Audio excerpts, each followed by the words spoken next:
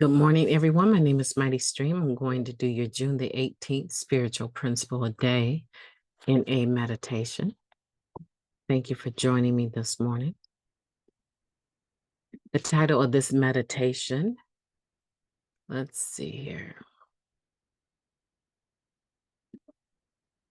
Can you see that? The title of this meditation is not building trust and trustworthiness. That's from yesterday. All right. Hopefully you can see that. Grace gets us through hard times. That's the title of the meditation for today. Should be beautiful. Let's read it together. What we find is not that our higher power spares us the hardships of life, but that we receive the grace to get through them clean. Now, that comes from the Living Clean book, chapter 3, Walking the Walk. When terrible things happen to us or people we love, especially those we deem to be innocent and undeserving of strife, our first reaction is often to try and make sense of it, to look for someone or something to blame. How could this happen?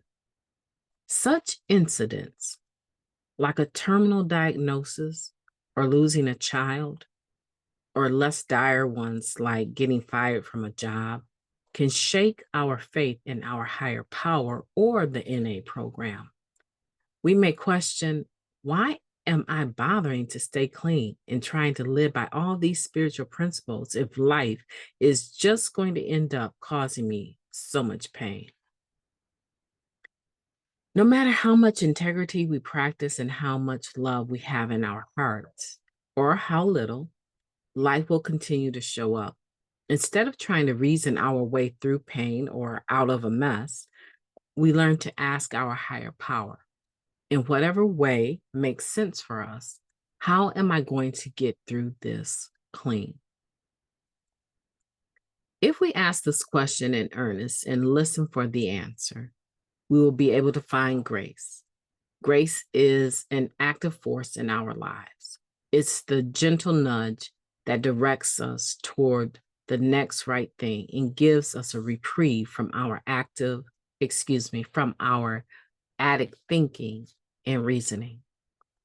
Grace allows us to find blessings in the hardships we endure, or at the very least, to accept what's happening to us and seek guidance.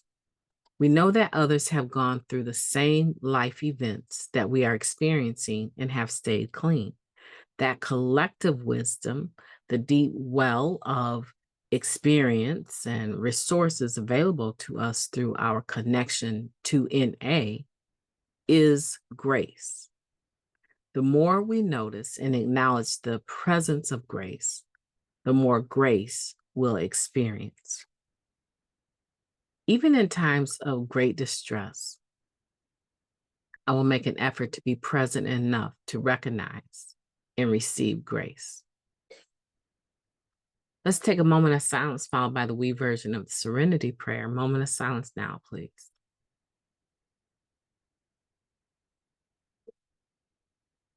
Thank you.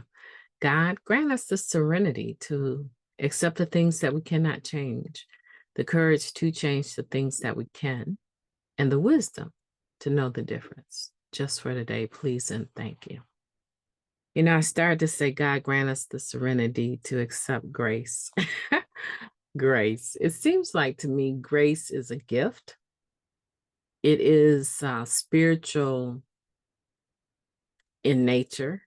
It allows me to proceed in a fashion that is calm, peaceful, anxiety-free.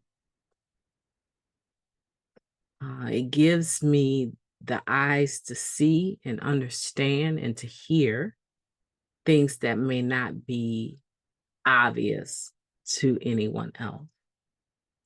So when I'm going through difficulty, I need to be open to the gift of grace. I need to receive the gift of grace. And I need to act graceful, right?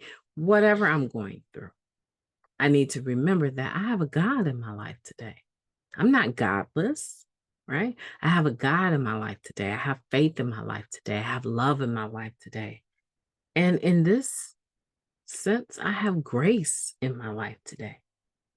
Have you ever seen a ballerina dancing or a gymnast jumping from one place to another, doing flips, or an ice skater, or let's just say even a basketball player, the Nuggets, right?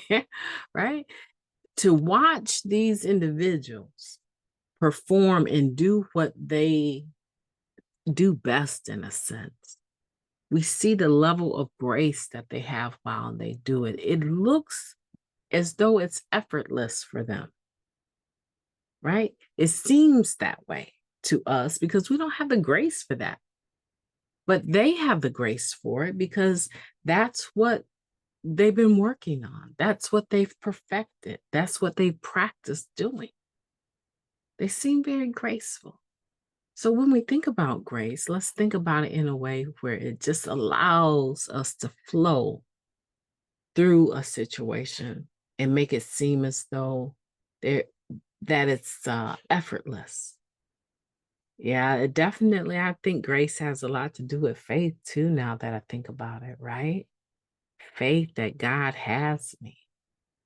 It's hard sometimes, as it mentions here, it's hard to, man, someone you love now is dying from stage 4 cancer or some other terminal illness, or you lose a child. There's this one brother, he shares about just being out and about with his kids and having to watch one of his kids be hit by someone who just would not stop at the yellow light. They just flew right through the light. And the siblings having to watch the breath of life leave their sibling. And I think to myself, that's painful. That is so painful. But they're still clean. They came through that. That was grace to me. That sounds like grace had to be a part of that. And so let's be mindful today. Let's think about that. In order to receive grace, we have to be looking for grace. And the more that you're looking for it and open to grace, the more of it you will receive. It's kind of just like that vehicle that you just purchased, right? You just brought a red Cadillac, and now all of a sudden you're seeing red tone Cadillacs everywhere. It's because now that you have it, you're more mindful. You're more mindful of it. And as a result of being more, excuse me for the background noise, as a result of being mindful of it, because you have it, you have a tendency to look for it now. It's not that there's fewer or more of those particular Cadillacs around, it's that you have it. And so now you're seeing it more. Same thing with grace. The more we notice and acknowledge the presence of grace, the more grace we will experience.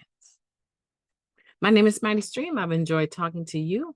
I hope that you will have a beautiful day on purpose. I intend to, and I will be talking to you tomorrow. Thanks so much for listening.